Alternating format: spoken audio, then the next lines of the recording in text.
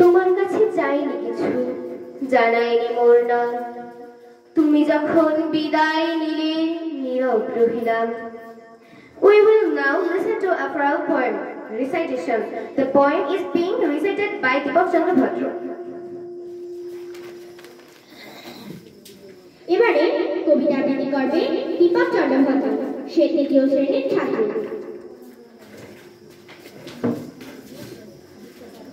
নমস্কার, আমি দীপক চন্দ্র ভদ্র আবৃত্তি করছি পালাবদল কবিতাটি। লিখেছেন আমাদের বিদ্যালয়ের সহকারী শিক্ষক জনাব সদর হোসেন গাজী স্যার। এই তো সেদিন ভর্তি হলাম প্রথম শ্রেণীতে। ছুটির সময় মা আমায় আসতো নিতে। কখন যে কেটে গেল এতগুলো দিন, ভুলবো না কখনো মোরা শিক্ষকের ঋণ।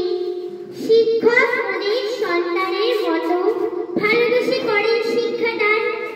উন্নত জাতি গঠনে রয়েছে তাদের অবদান।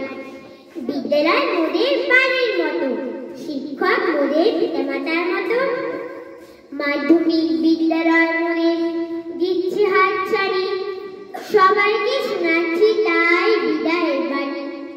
আমাকে সবাই করিবেন আশীর্বাদ, হতে পারি আমি যেন দেশের সম্পদ। সকলকে ধন্যবাদ।